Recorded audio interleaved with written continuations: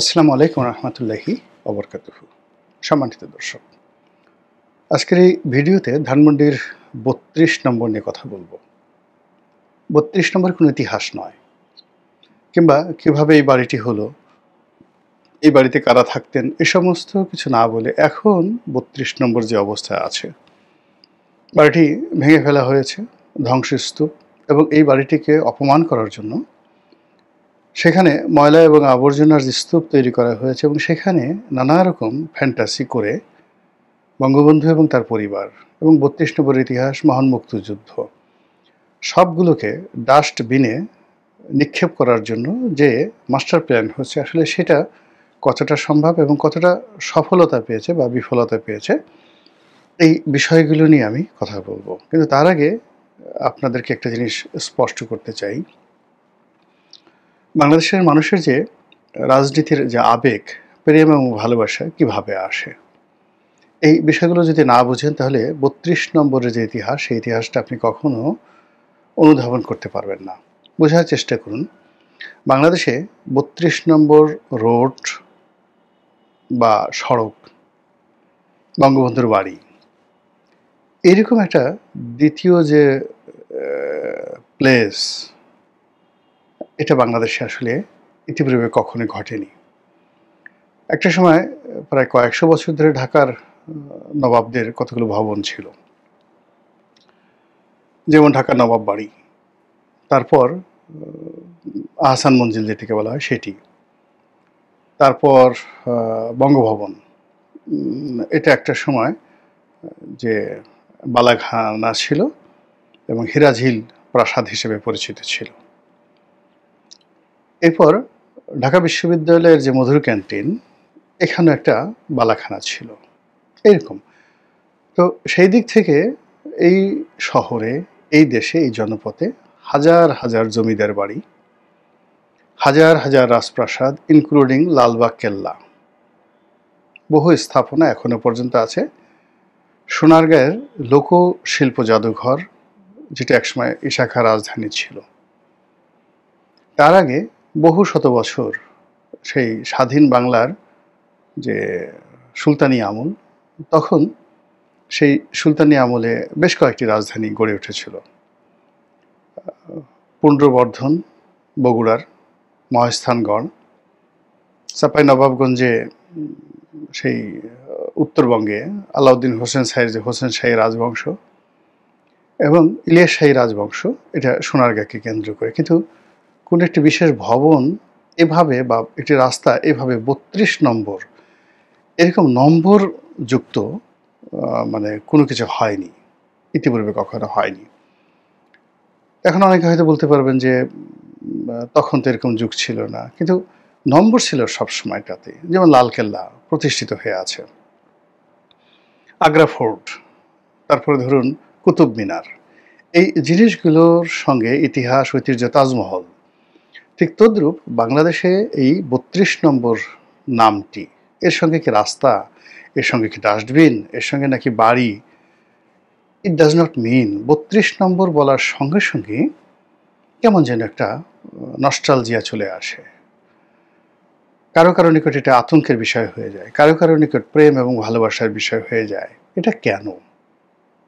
কেন এই ৩২ নম্বর নিয়ে আমাদের যা কিছু হয় সেটা নিয়ে কেন আহসান মঞ্জিল নিয়ে আমাদের আবেগ হয় না? কিংবা ধরুন সেই বঙ্গভবন নিয়ে ওটা হয় না, গণভবন নিয়ে ওটা হয় না, কেন ৩২ নম্বর নিয়ে কেন এরকম হয়? তো এই বিষয়টা নিয়ে আলোচনা করব। কিন্তু আলোচনা করার আগে আমাদের দেশের যে তথাকথিত রাজনীতি, সেই রাজনীতির মূল ব্যাপার হলো আমরা বিএনপি, আওয়ামী লীগ যে দল করি, প্রথমত বাবা দাদা ১৪ গোষ্ঠী যে দল করে আসছে, ইন জেনারেল সেই দলগুলোই বেশিরভাগ মানুষ করে।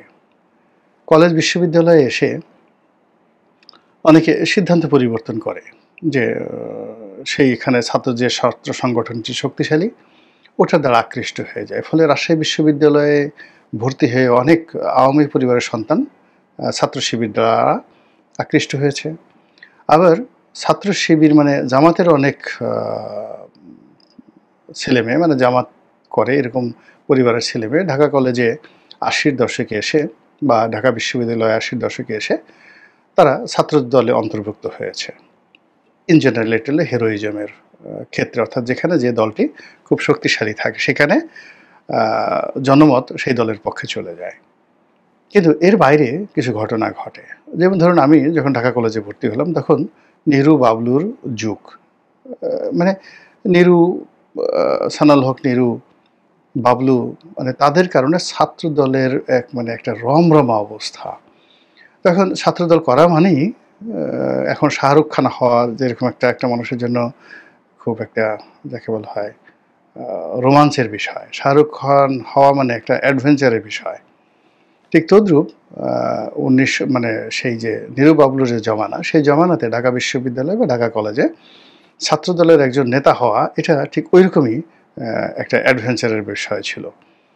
ওইরকম একটা সেলিব্রিটির বিষয় ছিল যে আমি ছাত্রদলের ঢাকা কলেজের নেতা। তা আমার যেহেতু বংশটা, পরিবারের যারা লোকজন আছে তারা সবসময়ই আওয়ামী লীগ করতেন। আর আমি যে এলাকাতে জন্ম নিয়েছি ওখানে আওয়ামী লীগ ছাড়া আসলে কোনো অনেক কোনো রাজনৈতিক দলই নেই। ফরিদপুর জেলাতে সদরপুরে, আবার পরবর্তীতে বেড়ে উঠেছি পটুয়াখালী জেলার গলাচিপাতে। এখানে আসলে আওয়ামী লীগ এখন পর্যন্ত একতরফা। তো সেখানে আমার মন এবং মননে কোনো রকম আদর্শ চিন্তা চেতনা ছাড়াই একটা সংস্কার আওয়ামী লীগ। কিন্তু ঢাকা কলেজে এসে যে ছাত্রদলের যে রমরমা অবস্থা, তো সেখানে ছাত্রলীগ যারা করে তাদের সাথে যোগাযোগ করা, তাদের কাছে যাওয়া বা ওই দল করা, এর মধ্যে আমি কিছুই দেখতে পাচ্ছি না, কোনো আগ্রহই আমার তৈরি হচ্ছে না। আমার খালি বারবার ওই ছাত্রদলের মিছিল দেখলে আমার মাথা খারাপ হয়ে যেত। আমি কখনো মিছিলে অংশগ্রহণ করিনি, কিন্তু দূর থেকে আমার মনে হতো বিশাল বিশাল মিছিল, সেখানে একটু যাই, হাঁটি, একটু ভাবসাব দেখাই, এরকম তারুণ্য। কিন্তু এর মধ্যে আমি একটা বই পড়লাম। সেই বইটা হলো M.R. আখতার মুকুলের মুজিবের রক্ত লাল। তো বইটা পড়ার পরে আমার মাথা খারাপ হয়ে গেল, ভীষণ রকম মাথা খারাপ হয়ে গেল। বঙ্গবন্ধু সম্পর্কে, আওয়ামী লীগ সম্পর্কে আমার যেটা আবেগ, আমার যেটা অনুভূতি, আর আমার যেটা আফসোস, আমি দিন রাত শুধু ভাবি ইতিহাস কেন এমন হয়, মুজিবের রক্ত এভাবে কেন লাল হলো, এভাবে কেন 32 নম্বর রক্তাক্ত হলো। আমি এই প্রথম নিজে নিজে আপন মনে 32 নম্বর দেখতে গেলাম। আমার এর আগে 32 নম্বর নিয়ে কোনো ভাবনা ছিল না, দেখতে গেলাম, আবেগ তাড়িত হলাম। এরপর অন্যান্য লেখা পড়লাম, মুক্তিযুদ্ধ নিয়ে লেখা পড়লাম, সিনেমা দেখলাম। ফলে কি হলো, ওই যে নিষ্প্রভ একটা সময় যখন ছাত্রলীগের কোনো রকম আবেগ ছিল না, অনুভূতি ছিল না, তারপরে আকর্ষণ ছিল না, ঠিক সেই সময়টাতে ছাত্রলীগ করা শুরু করলাম। তো এই যে দেখুন যে একটা রোমাঞ্চের অ্যাগেনস্টে, শক্তির অ্যাগেনস্টে, একটা সেলিব্রিটি হওয়ার যে লোভ এবং লালসা যে বয়সে থাকে, সব কিছুর ঊর্ধ্বে যে সাহিত্য, যে লেখা, যে প্রবন্ধ, যে লেখনী একটা মানুষের মস্তিষ্কে ঢুকে যায়, ইতিহাস হয়ে যায়। ঠিক তদ্রূপ আমাদের এই দেশে 32 নম্বর নিয়ে, আওয়ামী লীগ নিয়ে, মুক্তিযুদ্ধ নিয়ে, বঙ্গবন্ধু নিয়ে যে কাজ হয়েছে, গান হয়েছে, কবিতা হয়েছে, গল্প হয়েছে, যা কিনা মানুষের শরীরে মনে হাতুড়ি দিয়ে পিটিয়ে পিটিয়ে যদি কোনো কিছু প্লান্টেশন করা হয়, অর্থাৎ একজনের মাথায় যদি সেই গজাল বা তার কাটা ঢুকিয়ে দেওয়া হয়, যে কোনো একটা আদর্শের হাতুড়ি দিয়ে পিটিয়ে পিটিয়ে, ওটা ও মানুষ জীবিত অবস্থায় যেভাবে ভুলতে পারে না, তদ্রূপ কোনো একটা মানুষ যদি গান দ্বারা, কবিতা দ্বারা, শিল্প দ্বারা, সাহিত্য দ্বারা, ইতিহাস দ্বারা অনুপ্রাণিত হয়, আপনি তাকে কবর দিয়ে ফেলবেন, বুলডোজার দিয়ে মেরে ফেলবেন, কিন্তু ওখান থেকে সে ওই তার আদর্শের কথা বলতে থাকবে।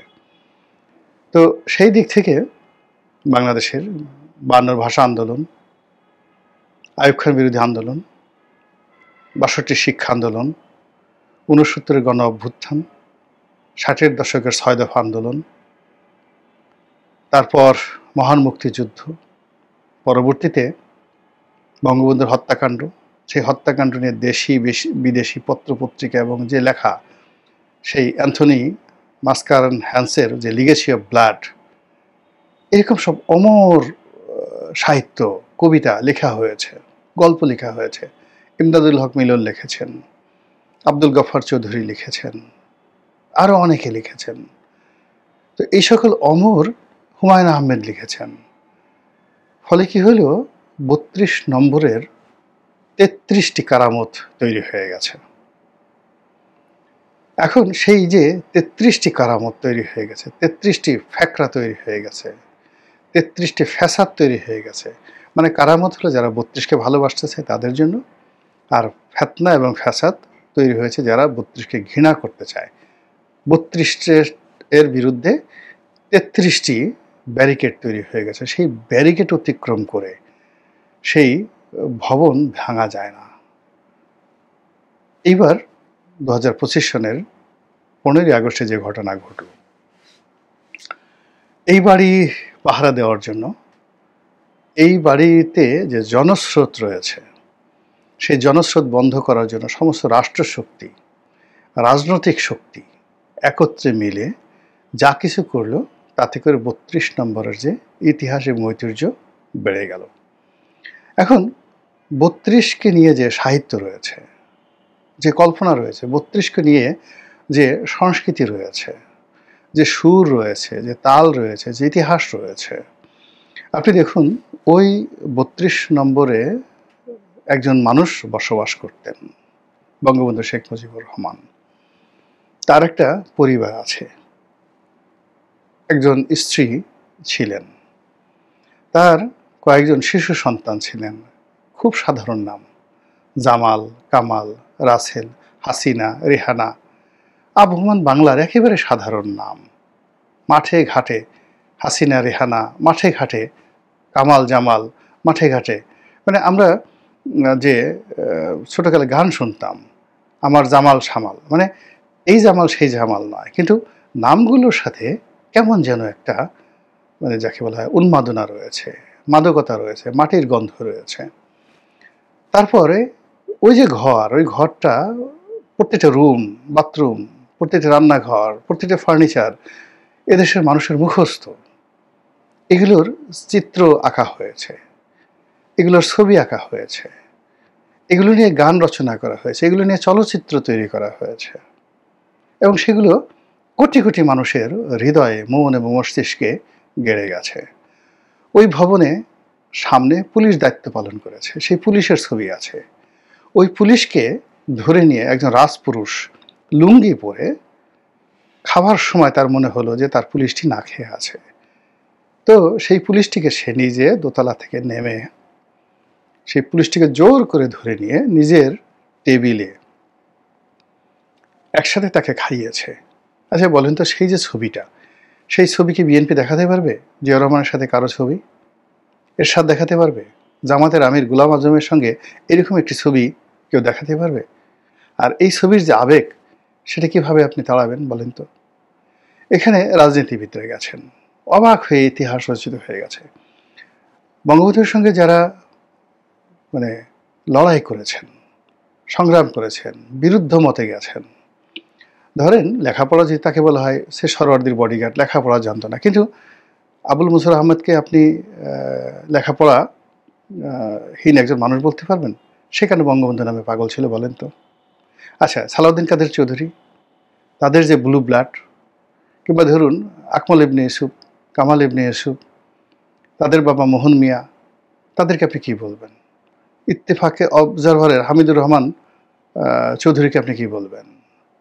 আচ্ছা, খানে সবুর, শাহজিজুর রহমান, তাদেরকে আপনি কী বলবেন? এই লোকগুলো কেন বঙ্গবন্ধুর প্রশংসা করছে, তার নেতৃত্ব মেনে নিচ্ছে?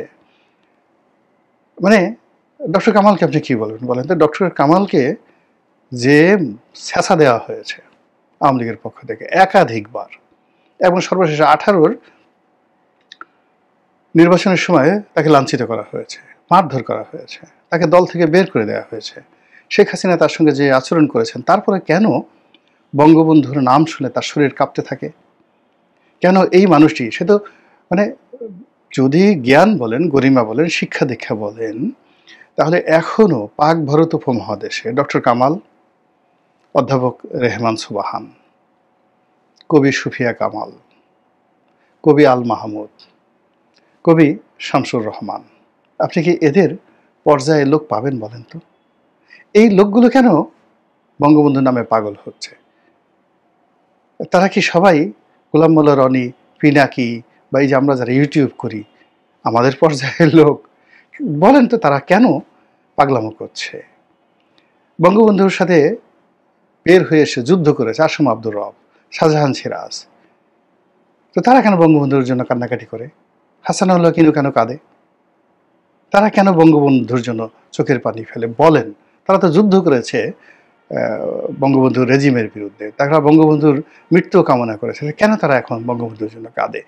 এই যে লিডারশিপ, এই যে লিগেসি, ওই লিগেসির প্রত্যেকটা শব্দ, প্রত্যেকটা অক্ষর, প্রত্যেকটা দাড়ি কমা সেমিকোলন ৩২ নম্বরের পুরো রাস্তাতে এবং ওই যে বঙ্গবন্ধুর বাড়িতে প্রতিটি বিন্দুতে বিন্দুতে হাজার হাজার ইতিহাস ওখানে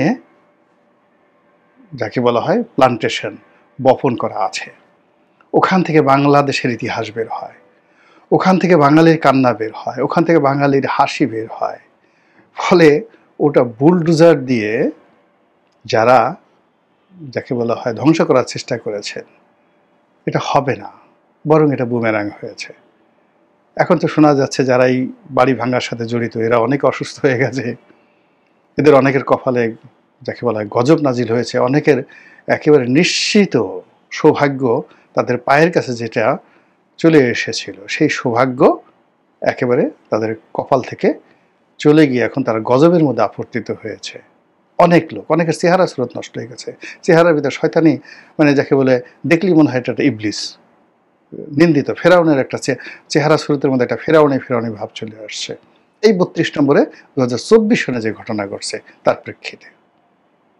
তো এই যে ৩২-এর যে বললাম যে ৩২ নম্বরের ৩৩টি কারামত, ফ্যাকরা, ফ্যাসাদ, ফেতনা, এই জিনিসগুলো মোকাবেলা করা সম্ভব নয়, এগুলো নতুন করে তৈরি করাও সম্ভব নয়।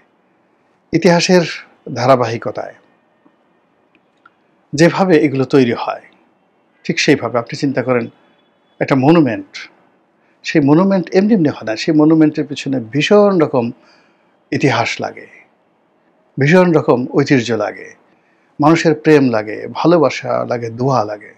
বঙ্গবন্ধু ১৯৭১ সালে মুক্তিযুদ্ধে ছিল। মুক্তিযুদ্ধকালীন সময়ে একটা সিঙ্গেল উদাহরণ দেখান তো, আর্মির কোনো ক্যাম্পে অথবা মুক্তিযোদ্ধাদের কোনো ক্যাম্পে জয় বাংলা জয় বঙ্গবন্ধু ছাড়া কোনো স্লোগান ছিল? দেখাতে পারবেন যে কোনো দেশের মিলিটারিরা জয় বাংলা স্লোগান দিচ্ছে বা কোনো নেতার নামে স্লোগান দিচ্ছে? গুলি করার আগে জয় বাংলা বলছে, মরে যাওয়ার আগে জয় বাংলা বলছে। আপনি সেই জয় বাংলাকে কিভাবে শেষ করবেন বলেন? কখনো পারবেন না।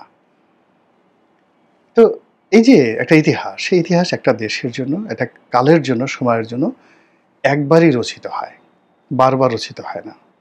পৃথিবীতে একটাই সেই ফ্রেঞ্চ রেভলিউশন, পৃথিবীতে একটাই হোয়াইট হাউস আছে, একটাই ১০ নম্বর ডাউনিং স্ট্রিট আছে।